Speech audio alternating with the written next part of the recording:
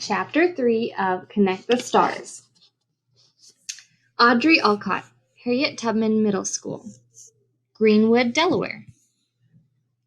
As soon as I heard Liza's panic shrieks in the gym locker room, even before they'd gone from high-pitched animal sounds, think giant terrified guinea pig, to actual words, I knew I was doomed. I knew not because of any borderline supernatural ability, but just because that was the kind of day I was having. Someone might think that a day that begins with the most popular girl in the 7th grade screeching at you in the hallway in front of everyone about how you have no friends couldn't possibly get any worse. But I knew it could. I'd spent the day bracing myself for the next hit. Even so, when it came, it was worse than I ever thought it would be. Somebody stole Liza's bracelet. And since, in the middle of gym class, my hairband had broken and I had to run back to the locker room for another one, and since half the gym locker doors were so beat up and bent that they didn't shut properly so that no one even bothered to lock them, and since by that point in the day, the story of my dust up with Liza the liar had been bounced around the school long enough to have been embellished and twisted into something that was way more dramatic and awful than it was. And it was pretty dramatic and awful to begin with. Everybody thought I had taken it. As soon as the girls in the locker room figured out what exactly Liza was screeching about, every head swiveled, meerkat style in my direction. And because Liza had spent the past 8 months unabashedly fluttering and sucking up to Coach Prouty, mainly to get out of doing anything in gym that might make her sweat, while the rest of us played volleyball or ran laps until we were half dead. Liza recorded soccer stats or graded Coach Prouty's health quizzes or stood around fluttering her lashes. When Liza pointed her manicured finger at me, Coach Prouty believed her right away. It didn't help that in the face of her accusation, I got a little surly.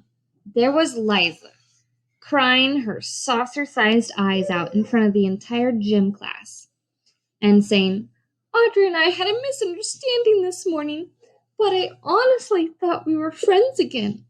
I thought we'd both risen above it. We used to play soccer together, and she's always been a nice girl. Mostly, and just the thought that she would stoop to stealing.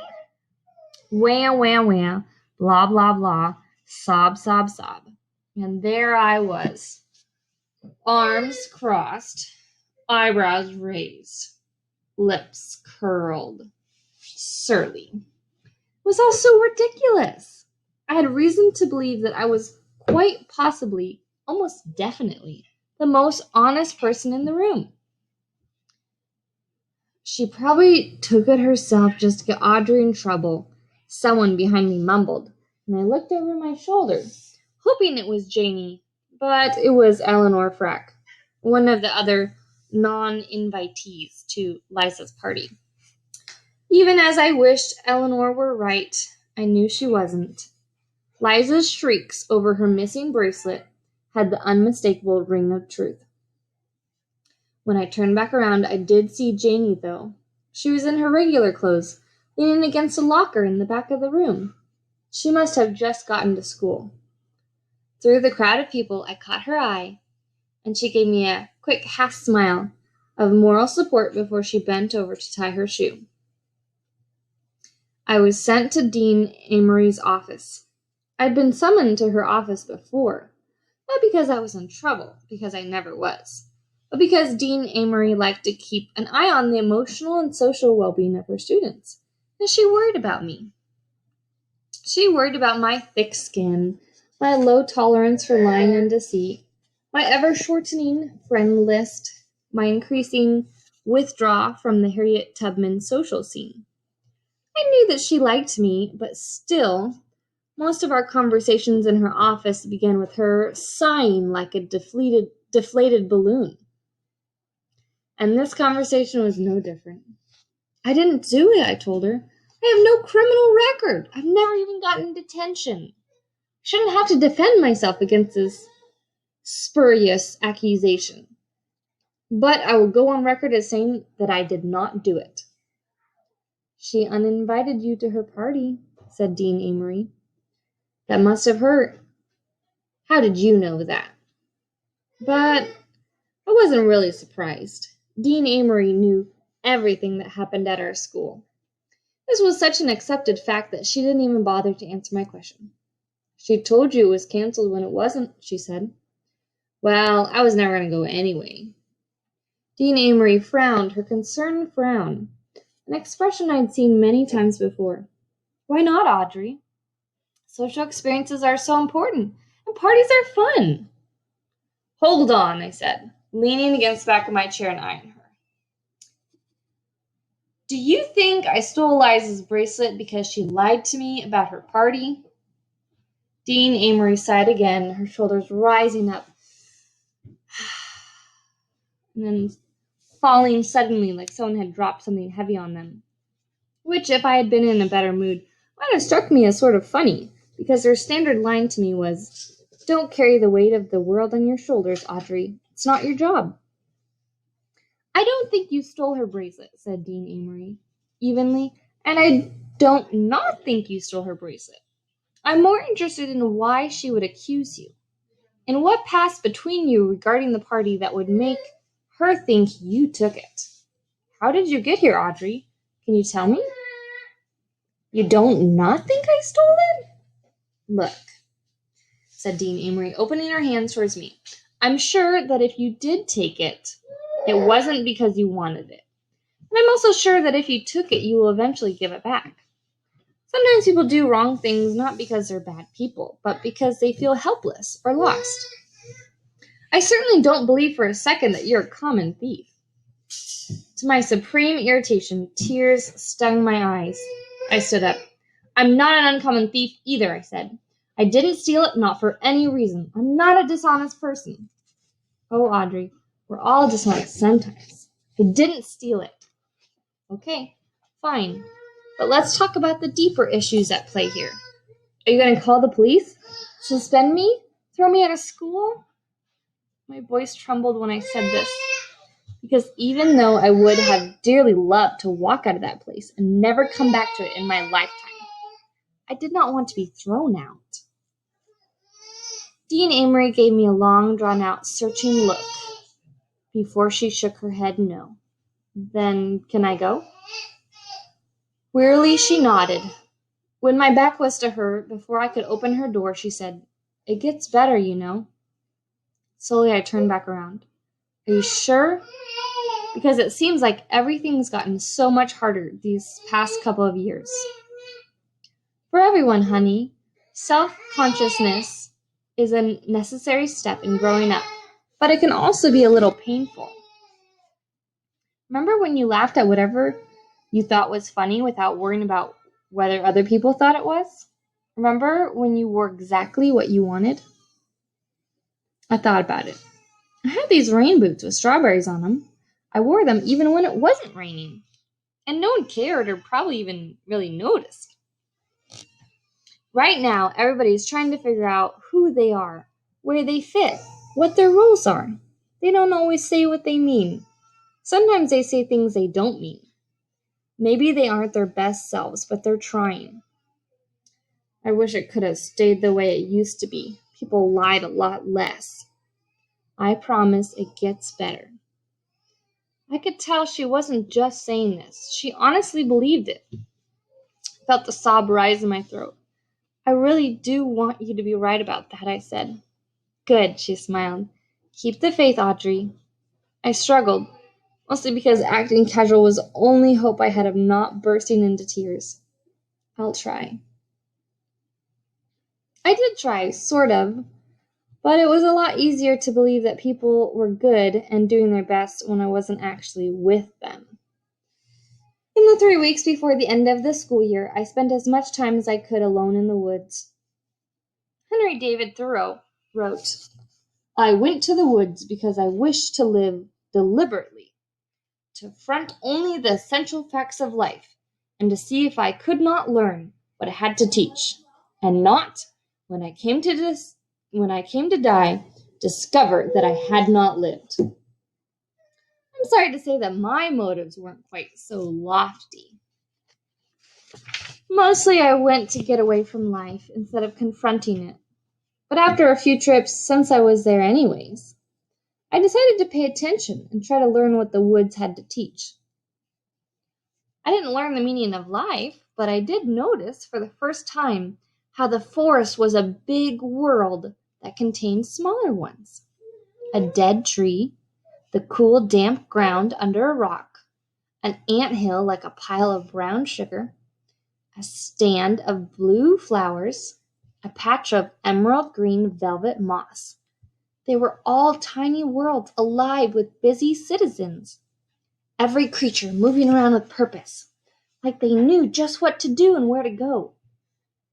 A bronzy centipede slinking through the dirt, roly-poly bugs like miniature minivans, an army of black beetles marching, a cloud of white moths rising spookily out of the grass.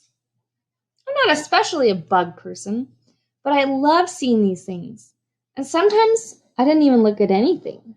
I'd sit with my back against a tree and my eyes shut, and just the stocky, tree barky, brown dirt smell of the place would make me feel peaceful.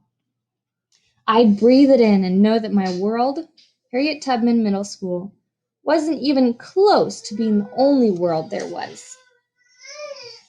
Sometimes, though, I got lonely especially for Janie. She'd been my best friend since we'd moved to Delaware from Oregon when we were 5. But Janie and I hadn't been spending as much time together as we used to. As much as I hated to admit it, Liza was right about that. But she was wrong about Janie being sick of me. Janie Franklin and I were friends the way the moss is green, the way squirrels run up trees. We were a fact. But a few months ago, we had just stopped hanging out as much. I guess I was caught up in the whole I am surrounded by people who lie thing, which seemed to get worse and worse as 7th grade went on. And she'd gotten strep and other minor illnesses and started missing school. I guess we both just got busy. My mom said that every friendship has its ups and downs, its natural fluctuations. When she put it that way, my friendship with Janie sounded like any natural part of life, like the ocean tides or the seasons, which is how it had always felt to me.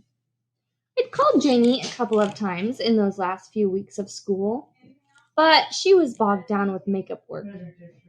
Janie was as smart as anyone, but school wasn't always easy for her. And, like I said, she'd missed a lot and was racing to get all the late work in and all the tests taken before the school year ended. I missed her. I'd even be in the woods where I hardly ever thought about people, and I'd get this pang in the center of my chest, right where my ribs connected. And it would take me a second, but then I'd understand that the pang was missing Janie. So, on the day after the last day of school, I got up, got dressed, and walked to her house. It was the hottest day of the season so far, as though even the sun had gotten word that it was our first day of summer vacation, and the sky was that true deep summer blue. Under that sky, I suddenly felt like skipping, like the weight of the world Dean Amory was always talking about had fallen off my shoulders, or at least had gotten a lot smaller overnight. As I started at the sidewalk to Janie's front porch, I noticed that the big planters on either side of the porch steps were empty, which was weird, because Mr. Franklin was a serious gardening guy, always pruning and planting and moving flower bulbs and bushes from one spot to another, and filling planters. By early June, they should have been overflowing. Flowers flopping over the sides, and vines trailing like kite tails. Everything else looked normal, though. Even the wind chimes hanging from Janie's porch sounded like summer. But when Janie answered the door, she didn't look like summer at all. More like one of those days in late February that are so gray and dull you can't remember that spring is around the corner. You can't remember spring at all. She looked rumpled, like she'd just gotten out of bed, which I knew couldn't be true. Janie was a morning person. Even at sleepovers, she'd be the first one up. We'd all stumble sleepily downstairs hours after she did to find her talking to the parents in the kitchen, bright-eyed as a robin. "Hey," I said. Janie didn't smile, just reached up and twisted a piece of her red hair. "Oh, hey, you want to hang out?" Janie glanced over her shoulder and lowered her voice. "I can't," she said. "Sorry. I still have some makeup work to finish." She was telling the truth, but the nervous look on her face made me wonder if there was more going on than just homework. When she glanced over her shoulder again, I guessed that maybe she'd gotten into a fight with her mom. Jeannie's mom was really nice. Even the nicest moms could get mad at their kids, especially when their kids don't want to do homework on the first day of summer vacation. But what kid would? No wonder Janie looked like February. "That stinks," I said. From inside the house, I heard Mrs. Franklin's voice call out, "Who is it, Janie?" "It's nothing, Mom. I'll be right there." I heard her mother's footsteps coming towards the door. Janie stiffened and said, "Sorry, but I have to go." She started to shut the door, but her mom was already there. She was smiling at me and didn't look mad at all, just a little tired. "Hey there, Audrey," she said. "Happy summer." "Thanks." "Mom," said Janie, "just give us a minute, okay?" Mrs. Franklin looked at Janie with surprise. "Oh, sure," she said slowly. She smiled at me again with worried eyes this time. Then she reached out and touched my cheek. "Look at you," she said, "already tan. Guess you've been spending some time outside." "Yes," I said, "just walking around in the woods mostly." "Well, that's nice." It was when she pulled her hand back that I noticed it. The silver bracelet. That cursive L so sparkly in the sunlight, it threw tiny rainbows across the front of Janie's white t-shirt. I felt like an enormous hand had curled around me and was squeezing as hard as it could. Without meaning to, I made a sound, halfway between a grunt and a whimper. When I could tear my gaze away from that L, I looked at Janie.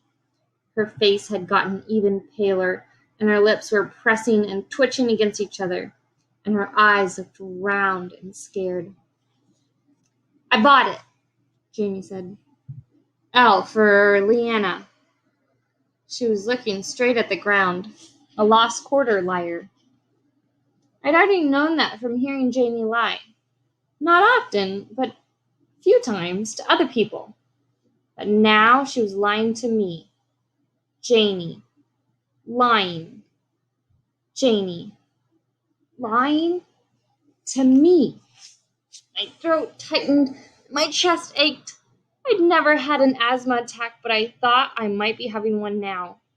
Mrs. Franklin had been staring from me to Janie like we were a puzzle she was trying to figure out. But now she lifted her wrist and looked at the bracelet. "Oh, this," she said, smiling. "Janie gave it to me for my birthday last week." "You?" I said to Janie. Janie shook her head. "No, stop." "Do you know?" My voice came out harsh and sandpapery. "Do you know how half the school stopped trusting me? Did you see the way people looked at me in the hallways? Did you hear them hiss, thief, as soon as my back was turned? When I was nearby, people actually covered up their locker doors while they were opening them so I wouldn't see their combinations." I didn't steal it," said Janie, staring at the ground. The lie surrounding her like a cloud, so thick that she looked blurry, not like Janie at all. "Steal it?" whispered Mrs. Franklin. Even Dean Amory thinks I might be a thief. I was almost shouting, my breath as ragged as sobbing. Maybe it was sobbing. How could you do that? How could you take it and then let everyone think it was me? Janie started shivering like she was freezing.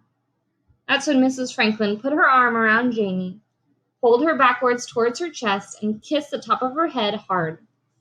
When she raised her face to me, her eyes were full of something broken. Sorrowful is what she was. Mrs. Franklin, her eyes, her entire self was full of sorrow.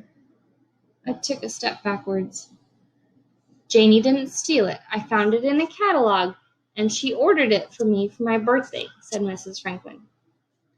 She was making statements, but she didn't sound certain. More like she was pleading with me. I don't exactly know for what, but it didn't matter. What mattered was that she was lying. Mrs. Franklin, an adult, and one who I could have sworn loved me, lying to my face. I couldn't breathe. I couldn't move. I can truly say it was the worst moment of my entire life. Mrs. Franklin turned around, went into the house with Janie, and shut the door. And I just stood there on the porch like I was glued. Then Janie yanked open the door. Her face was angry and red. She leaned towards me. You think you're so smart, she hissed. You think you see right into people. But you know what? You don't see anything. She hated me. She must have to talk like that, to do what she'd done, to lie to my face. I thought nothing could hurt more than having people think I'd stolen Liza's bracelet. But knowing that Janie, my best friend Janie, hated me was 1,000 times worse.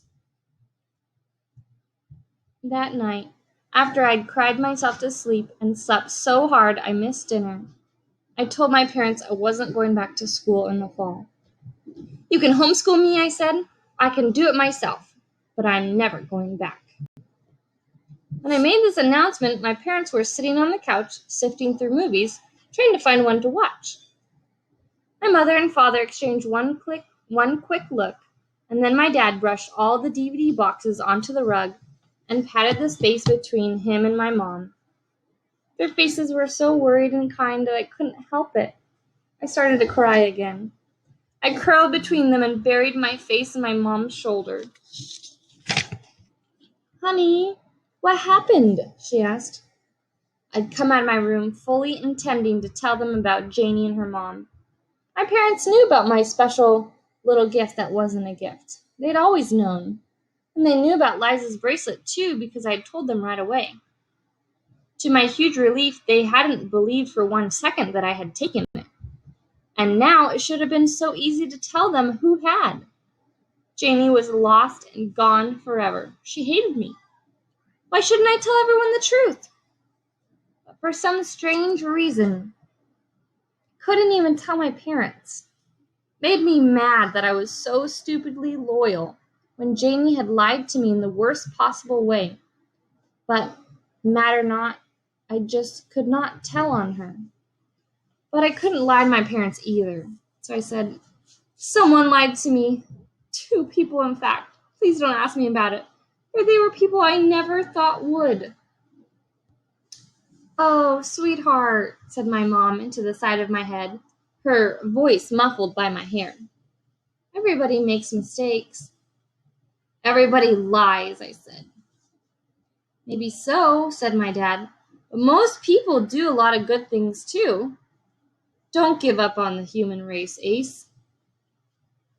Because my first 2 initials were AC, my dad had called me Ace ever since I was a little kid. Hearing him say it, that sweet old nickname somehow made me cry harder. Then, when I could talk, I said, that's why I have to stop going to school. What do you mean? Asked my mom. Gently, she took my chin between her thumb and forefinger and lifted my face towards hers. I don't want to give up, I told her. I want to keep the faith like Dean Amory says. But if I keep going to school, I don't think I'll be able to do that. Staying home can't be the answer, though, said my mom. You'd miss it. You'd always love school. It was true. I was one of those possibly very annoying people who genuinely loved sitting in a classroom, learning new things, surrounded by other people who were doing the same thing. And everything had been fine until sixth grade. I mean, kids lied now and then, but mostly they were who they seemed to be. Things will get better, said my dad, sounding like Dean Amory. When? I asked. It doesn't happen all at once, but in a couple of years, when all those kids start to feel more at home with themselves, they'll start to be more straightforward. And it'll just keep getting better after that. And meanwhile, all the other things about them, the good, funny, interesting parts, will still be there. More there. A couple of years sounded like an eternity to me. Then I'll live in the woods for a couple of years, I said, burrowing my face back into my mother's arm. And wait for things to get better, and then maybe I'll go back to school. 5 days later, at breakfast, they showed me the brochure. Let's put aside the question of school for now, began my father. There was no question, only an answer. I wasn't going. But my parents were obviously so excited about what they were going to tell me that I decided not to say this out loud. And talk about this summer, my dad finished. He handed me the brochure. It was glossy and colorful. Cacti, festooned with flowers. A wide, wide sky. Mountains rising high in the background.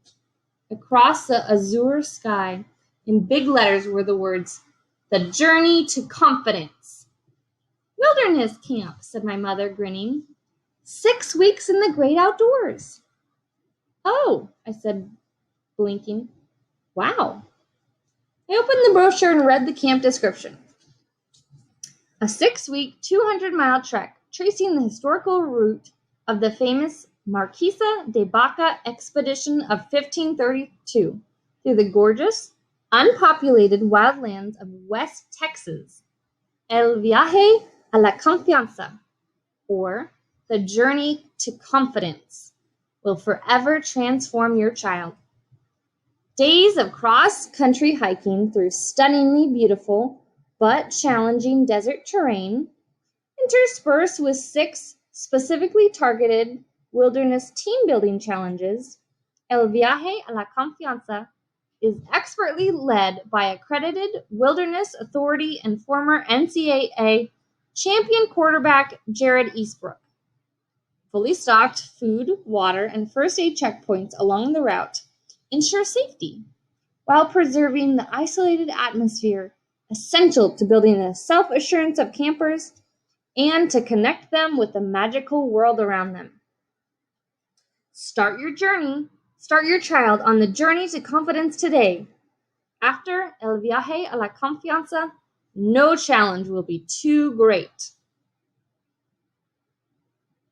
My dad said, "We think you could use a break, and since you love being outside so much, voila!" Will there be other kids? I asked, touching a finger to the photo of the bright crimson cactus flowers. How cool that something so delicate could grow out of something so rough. Well, yeah, said my dad, but you'll all be so busy surviving the wilderness that no one will have the time or occasion to lie. I knew better. But the mountains on the brochure's cover looked like they'd been painted with a giant brush, dipped straight into the liquid heart of a sunset. Whatever it was, it looked like no place I'd ever been, and that was exactly where I wanted to be.